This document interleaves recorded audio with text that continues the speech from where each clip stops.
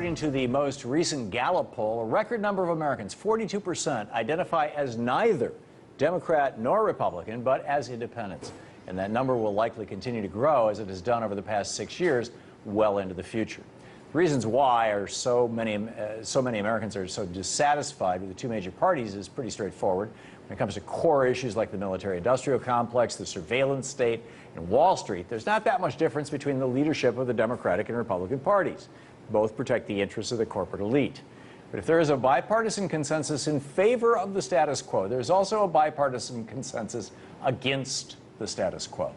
Longtime consumer advocate and five-time candidate for President of the United States, Ralph Nader, has written about this in his new must-read book, Unstoppable: The Emerging Left-Right Alliance to Dismantle the Corporate State.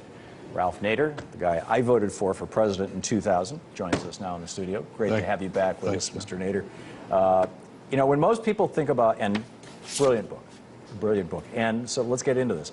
When most people think about politics in America, they think about extreme partisanship. Yeah. You know, this vote that they just had just hours ago in the House to let's investigate Benghazi. Yeah. This kind of stuff. In your book, you say that's not really the case. Why?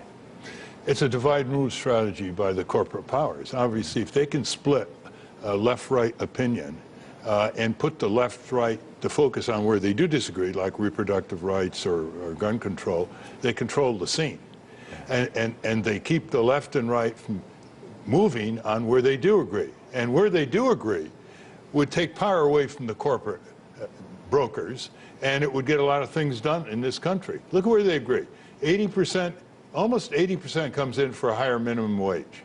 That's a lot of conservative workers in Walmart and other places. Right. 90% want to break up the big banks because they're too big to fail and they're risking another crash out of New York and Wall Street. A large majority want tough crackdown on corporate crime. They see it. They get ripped off as consumers. They get thrown aside as workers. And they get cheated as taxpayers. Here's the big one. Right-left against corporate welfare and what the right wing calls crony capitalism. That is really a powerful one. Right. And they want to revise the trade agreements, NAFTA and WTO. The right says it shreds our sovereignty. The left says it steals our jobs and ships them overboard. So once the two, so once the two come together, it's unbeatable. Now, where does it come together? Came together beating the Clinch River breeder reactor in 1983 against the corporate lobbies. The False Claims Act, you remember the 1986? That was a defeat for the corporate lobby because it was a left-right alliance. Last year, the Whistleblower Protection Bill to blow the whistle on corporate fraud on the government, like on the defense contracts and on Medicare. Again, left-right defeated the corporate power. The plunging into war in Syria. Well, huge emails came in, 100 to 1 in Congress. 100 to 1, 50 on to 1. On both sides, among both Democrats and Republicans. Right. Yeah. Nothing terrifies the power structure, whether it's the politicians in Washington and hock to the Wall Street brokers, than a left-right alliance, because it spells majority. So the issue is, how do we get more left people to come together? And this is what this book's about. 24 areas of convergence, including moral issues like the commercialization of childhood, undermining parental authority, selling these kids junk food, junk drink, and violent programming. Yeah. Terrible. You get a left-right on that. And all it needs to do is go from opinion, and then they got to be more visible, they got to demonstrate, they got to petition, and then the rumble starts from the people. Right. And then the press picks it up. They love this. Odd fellows today, or an unlikely team of. They like that. It's a man bites dog story. Then when it gets on the table, like a single payer, that gets majority support year after year. Full Medicare for all, everybody in, nobody out. Free choice of hospital and doctor, which most people don't have anymore. If that rumbles, it's unstoppable. So I'm saying to left, right, come on, don't let them divide and rule you. You can change America. You can give something to your children and grandchildren. Just lock your arms together. I mean, you're going to differ on other things. Step it aside. Say, okay, we're going to differ on A, B, C, D, but we're going to come together on W, X, Y, Z, shifting power to the people. How do you do that at the political level? Yeah. When you have political parties that are so good at punishing members of their parties The Democratic Party largely does it by ignoring the Progressive Caucus. Yeah. The Republican Party does it by actively primarying out the so-called rhinos. You know, so you've got politicians who are, in some cases, more afraid of their parties and the corporations that are pulling the strings than they are even of the voters of their constituents, because they know that the districts have been so gerrymandered, so rigged, it doesn't matter how people vote anymore.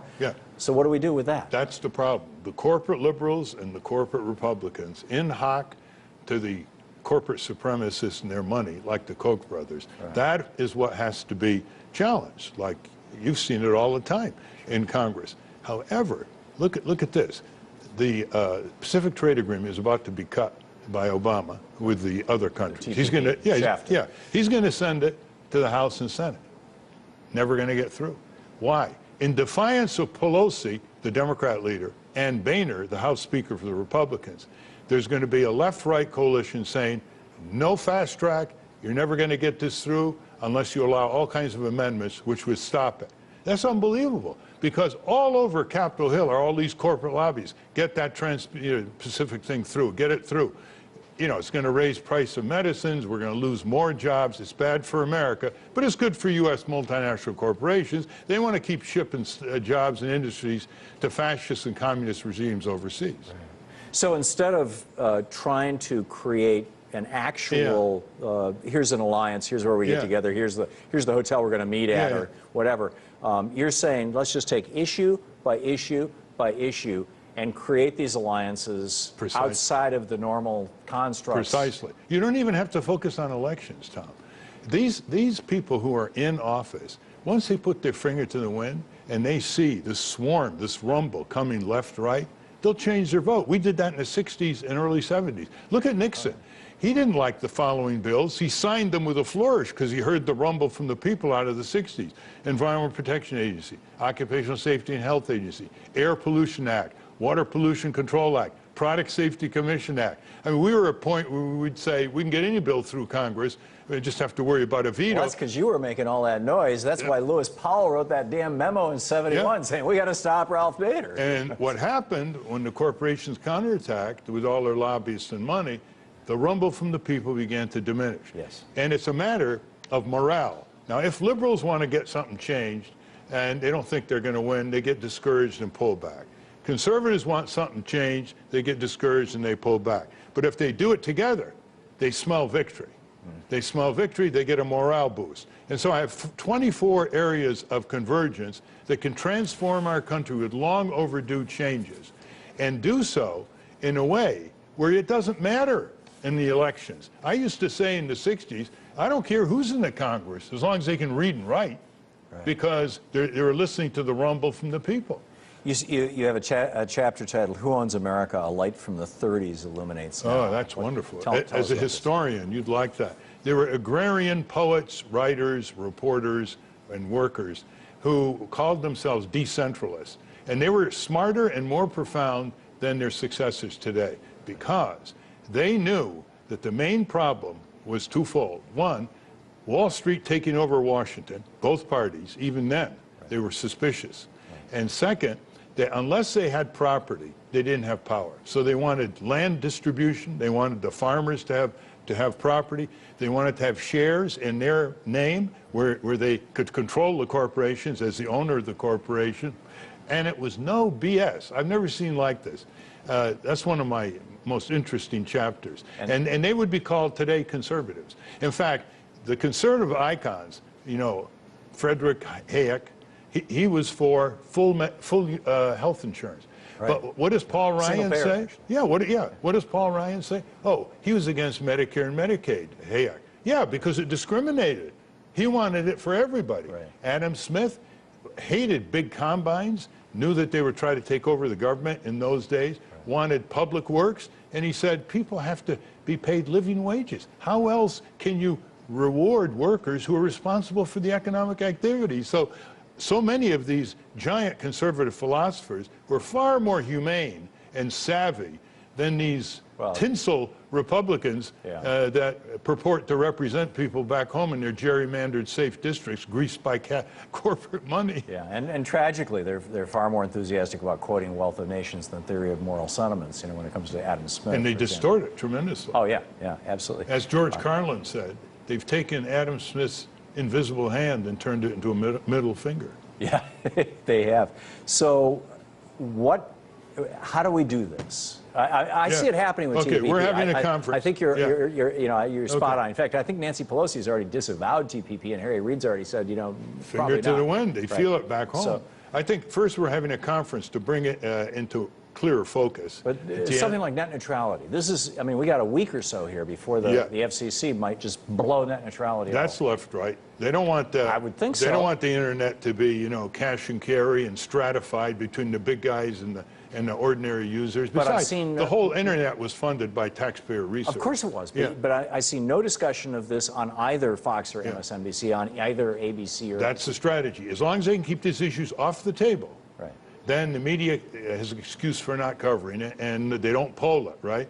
The thing is to push it enough, left, right, push it up by visiting members of Congress back home, marching, etc. Push it left, right to get on the table. Once they get on the table, they can't control it. Right. And so I need to get some right-wingers on my show about the topic of net neutrality. Oh, of course. And by the way, if they can't preserve net neutrality, since they have a free media right now called the internet, you know, they can communicate with each other and mobilize thousands of people, boy, they have no one to blame but themselves. Yeah. And they also have a few big companies on their side, as you know.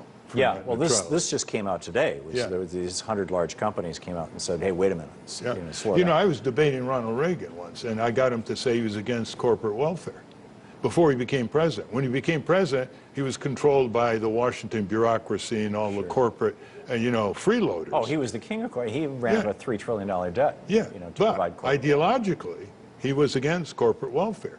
I debated Milton Friedman once, and I got him to agree you had to have regulation of pollution, because there is no way you can choose in the marketplace. You can't smell, taste. Right. It's the common. Yeah, so there is a very powerful move here. We've got to get things done in this country. And this is the political realignment for the next 10 years. The new book, Unstoppable, The Emerging Left-Right Alliance to Dismantle a Corporate State.